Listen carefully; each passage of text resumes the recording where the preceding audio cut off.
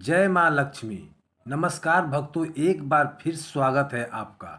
भक्तों, पुरुष हो या स्त्री, चाहे मर जाना, लेकिन सुबह का भोजन देरी से कभी भी नहीं बनाना चाहिए। भक्तों, सुनने में आपको भले ही बुरा लग रहा होगा, लेकिन सच्चाई जानकर आपके रोंगटे खड़े हो जाएंगे। और भक्तों, जो औरतें या पुरुष सुबह जल्दी उठकर भोजन बनाते हैं, उस घर में क्या होता है वह भी आज आपको सच्चाई के साथ पता लग जाएगा। जो औरतें घर में सुबह बिना स्नान करके भोजन बना लेती है, तो यह हिंदू सनातन वास्तुशास्त्र के अनुसार बहुत ही गलत है। भक्तों, आजकल की मॉडल युग में औरतें किचन में भोजन बनाती रहती हैं और पति अपना प्यार या प्रेम का शारीरिक संबंध बनाने के लिए किचन में घुसा चला आता है। तो भक्तों, आपको बता दें कि यदि आप भी ऐसी हरकत रसोई में करते हो अपनी पत्नी के साथ, तो आप आज यह वीडियो अंत तक जरूर देखें, वरना जिंदगी भर शारीरिक संबंध नहीं बना पाओगे। तो संबंध बनाना या शारीरिक संबंध बनाना कोई गलत बात नहीं है, लेकिन भक्तों, हिंदू सनातन वास्तुशास्त्र के अनुसार किसी भी काम को करने के लिए एक सही समय निर्धारित किया गया है। आप में से अगर कोई भी इंसान इस वीडियो को गलती से भी अधूरा छोड़ देता है, तो भक्तों, आपको सुनने में बुरा लग सकता है, लेकिन उस घर को बर्बाद होने से कोई नहीं रोक सकता है। और यह बात आपको यह वीडियो देखकर पता लग जाएगा कि यह कितना महत्वपूर्ण है। आपके लिए जानना हो सके तो आज यह वीडियो पूरा देख लेना और अपने घर को बर्बाद होने से बचा लेना। भक्तों, यह सारी बातें हम आपको एक कथा के माध्यम से बताने जा रहे हैं। तो आपसे हाथ जोड़कर अनुरोध है कि आप इस कथा को पूरा जरूर सुनें। इसे बीच में छोड़कर जाने की गलती ना करें। भक्तों, स्त्री घर की लक्ष्मी मानी जाती है। हिंदू सनातन शास्त्रों के अनुसार स्त्री को लक्ष्मी का दूसरा रूप माना जाता है, क्योंकि जिस घर की स्त्री सदैव प्रसन्न होती है, उस घर में सदैव माता लक्ष्मी का वास होता है। भक्तों, इतिहास गवाह है कि एक स्त्री की घर को चाहे पूरी तरह से बर्बाद कर सकती है और चाहे तो घर को आबाद कर सकती है। भक्तों, एक बार माँ पार्वती देवों के देव महादेव से पूछती है कि है स्वामी, जब मैं भूलोक का भ्रमण कर रही थी तो मैंने देखा कि एक इंसान जो बहुत ही आलसी है और वह दिन भर चारपाई पर बैठा रहता है और कोई काम भी नहीं करता है, फिर भी उसके घर में कभी धन की कमी नहीं होती है। उसके घर में हमेशा सुख और समृद्धि बनी रहती है। तो स्वामी, आप मुझे यह बताने की कृपा करें कि उसकी पत्नी ऐसा कौन सा कार्य करती है कि उसके घर में कभी धन की कमी नहीं होती। तो देवों के देव महादेव की देवी को उचित ही प्रश्न किया है, पर इसे समझने के लिए आपको एक कथा सुनना पड़ेगा जो मनुष्य जीवन के लिए कल्याणकारी है। और जो भी इंसान इस कथा को पूरा सुन लेता है, तो उसके घर में कभी भी दरिद्रता नहीं आता और सदैव उसके घर में धन का आगमन बना रहता है। भक्तों, फिर देवों के देव महादेव कथा सुनाना शुरू करते हैं और कहते हैं, एक बार की बात है, किसी नगर में एक रामदास नाम का आलसी व्यक्ति रहता था। वह इतना आलसी था कि चारपाई पर जिस तरह करवट लेता, उसी तरफ से पूरे दिन रह जाता। भक्तों, करवट बदलने में भी उसे परेशानी नजर आती थी। इसकी पत्नी बेचारी जब किसी काम के लिए कहती, तभी वह करवट बदलता और फिर पड़ा रहता था। भक्तों, उसकी आदतों को देखते हुए उसकी पत्नी कहती कि यह भी कुछ नहीं करेगा। एक दिन पत्नी ने बड़े प्रेम से उसे बोली, मैं जानती हूँ कि तुम्हें चारपाई से उठने में दुख होता है, लेकिन इस तरह एक ही करवट लेते रहने से भी व्यक्ति नाकारा हो जाता है। अगर आप चारपाई से नहीं उतरना चाहते हैं तो चारपाई पर बैठे बैठे ही कुछ करते रहो। तब रामदास सोचने लगा, ऐसा कौन सा काम है जिसे खटिया पर बैठे बैठे ही किया जा सकता है। कुछ देर बाद उसकी पत्नी समझ में ये बात आ गई कि खुश होकर वह पत्नी से बोला, अरे सुनती हो, मैं बैठे बिठाए काम ढूंढ लिया, अब चिंता करने की जरूरत नहीं है। पत्नी प्रसन्न हुई, अब कुछ तो घर का काम होगा। उसने सब्जी की टोकरी में चाकू रखा और उसके आगे रखती हुई बोली, अब बैठे बैठे सब्जी काट डालो। भक्तों, लेकिन उसे आलसी के मन में कुछ और ही चल रहा था। थोड़ी देर बाद पत्नी जब सब्जी लेने पहुंची तो पाया कि पतिदेव चारपाई पर बैठे हुए मच्छर गिन रहे हैं। पत्नी ने देखा उसके बिस्तर पर बहुत सारे मच्छर मार पड़े हुए हैं। उस आलसी इंसान को अब यही धुन सवार हो गई। उसे जहां मच्छर दिखता वहीं फट से हाथ मार देता और बार बार तो अपनी ही गर्दन पर इतनी जोर से हाथ आजमाया कि उसकी गर्दन टेढ़ी हो गई। मच्छर मारने के चक्कर में उसने घर के बर्तन तोड़ डाले। उसने प्रतिज्ञा कर ली कि कम से कम 1000 मच्छर मार कर ही दम लूंगा। और भक्तों, रात्रि के समय में जब उसकी पत्नी सो रही थी तब कई मच्छर उसकी पत्नी की चारपाई पर आकर बैठी और उसकी खटिया चारपाई पर ही तेज हाथ मारता और मच्छर को मार गिरा देता। भक्तों, उसके दिमाग में एक बात यह आ गई कि जहां भी मच्छर दिखे वहां पर हाथ मार दो। और इस तरह से भक्तों, जहां भी उस आलसी व्यक्ति पति को कहीं भी मच्छर दिख जाता तो वह जल्दी से अपना हाथ मार देता। इस तरह रात्रि में पत्नी के किसी भी शरीर के हिस्से पर मक्खी बैठ जाती तो जल्दी से उसका पति हाथ मार देता था और इस तरीके से रात भर उसकी पत्नी परेशान हो जाती। भक्तों, फिर जल्दी ही वह दिन भी आ गया जब उसकी प्रतिज्ञा पूरी हुई। उस दिन आलसी ने सारे शहर का चक्कर लगाया, कंधे पर बांस का एक मजबूत डंडा रखा और खुशी से उछलता हुआ अपनी बहादुरी का बखान करता जा रहा था और बोल रहा था कि आज हजारों को मौत के घाट उतार आया हूं। यह सुनकर लोग भयभीत हो गए। सारे शहर में हवा की तरह बात फैल गई कि उसने हजारों को मौत के घाट उतार दिया है।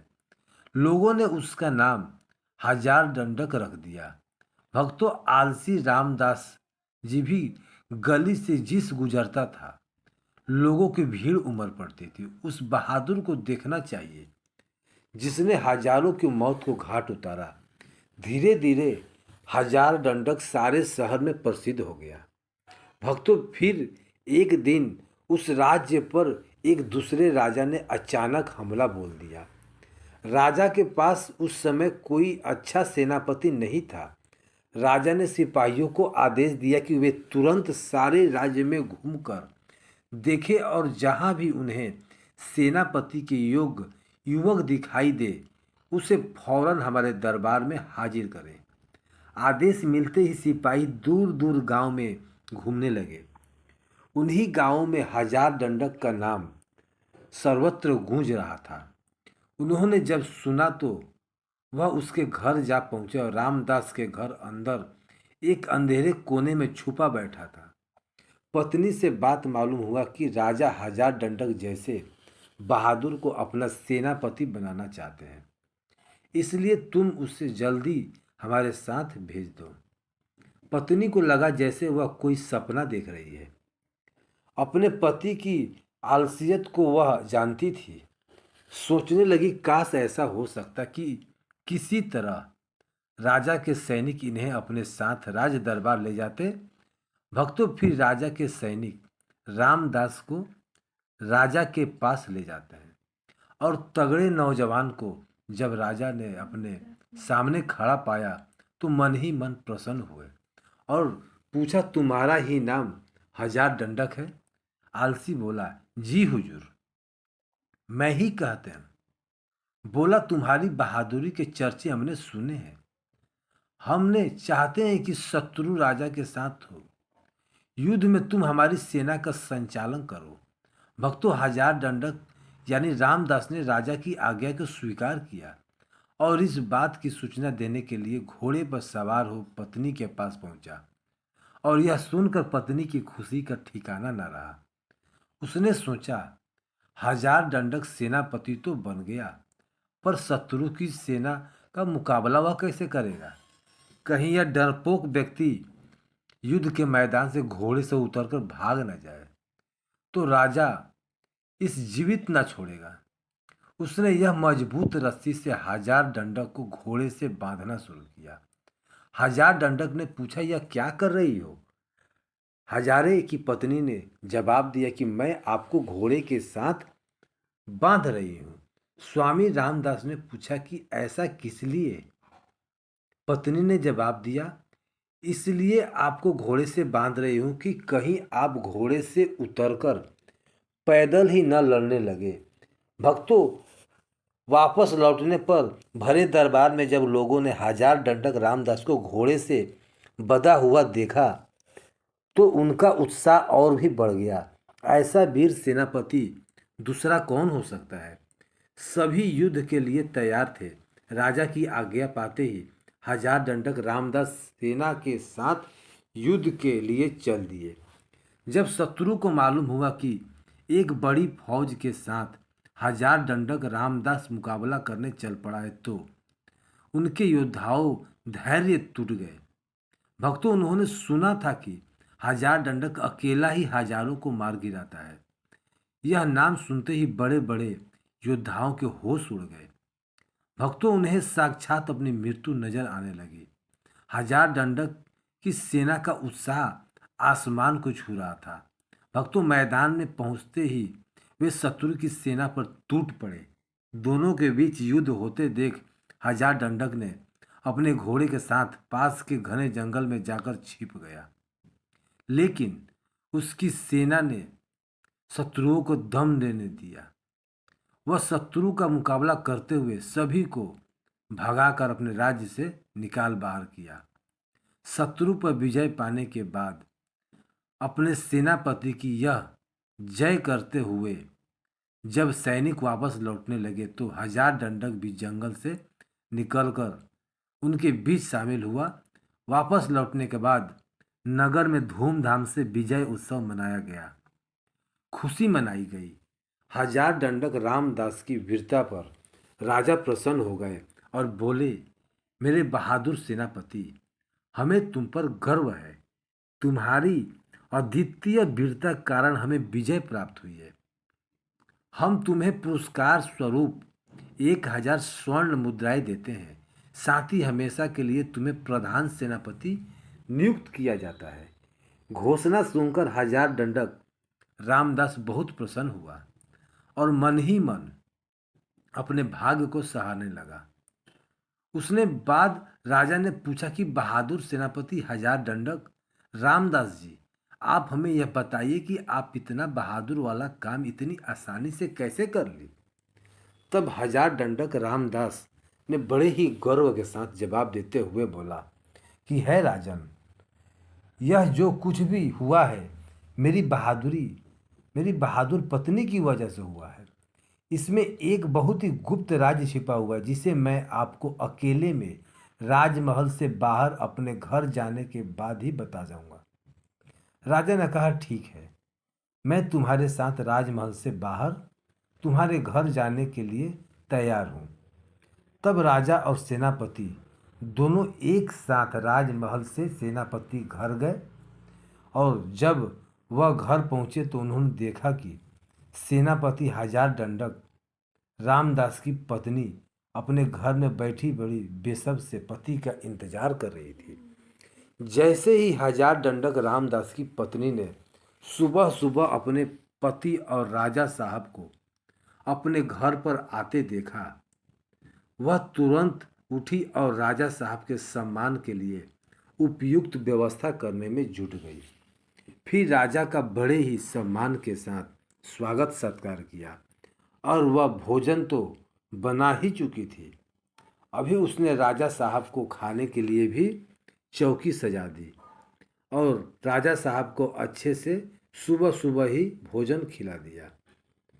तब फिर हजार दंडक रामदास बोला, अब तो आपने देखा ही होगा और समझ भी गए होंगे कि मेरी जीत का असली राज क्या है। मतलब यह है कि महाराज, जैसा कि हम सभी को पता है कि जिस घर की स्त्री सुबह प्रातःकाल ब्रह्म मुहूर्त में उठ जाती है, उसके घर में कभी भी धन की कमी नहीं होती और उसके यहाँ लक्ष्मी का वास होता है। और वहीं जिस घर में कोई स्त्री सुबह सुबह जल्दी भोजन बनाती है, उस घर की तरक्की इस तरह से होती है जैसे कि यदि सुबह जल्दी भोजन बनेगा तो घर के बच्चे जल्दी से स्कूल के लिए ही चले जाएंगे। और यदि कोई इंसान कहीं दफ्तर में काम करता है या फिर किसी को कोई ज़रूरी काम है तो वह घर से कभी भी खाली पेट नहीं जाएगा। वह कहीं भी भोजन खाने के बाद ही जा सकता है और अपना पूरा काम पूरी लगन के मन लगाकर कर सकता है। तो सुबह सुबह जो भी स्त्री जल्दी भोजन बना लेती है, उसके घर में तरक्की होना बिल्कुल तय है। हजार दंडक रामदास ने फिर राजा साहब को भी जो भी अपने जीवन में अपनी पत्नी के प्रति सहाय की बातें उसकी थी और वह युद्ध में किस प्रकार से जीता था, यह सब राजा साहब को पूरी सच्चाई राजा साहब को बताते देते हैं। राजा यह सब जानने के बाद कहते हैं, आपने बिल्कुल सही कहा। जिस घर की स्त्री सुबह जल्दी ब्रह्म मुहूर्त में उठ के जल्दी भोजन बना लेती है, उस घर की तरक्की तो बिल्कुल तय है। उसके बाद राजा साहब ने हजार दंडक रामदास की पत्नी को ढेर सारी अशर्फिया और जवाहरात सम्मानित किया।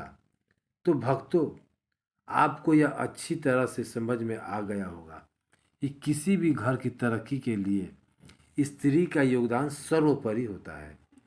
तो भक्तों, यदि आप भी माँ लक्ष्मी को अपने घर लाना चाहते हैं तो कमेंट बॉक्स में लिखें, जय माँ लक्ष्मी। आपका हमारे घर में स्वागत है और हमारे इस चैनल को सब्सक्राइब करें। जय माँ लक्ष्मी।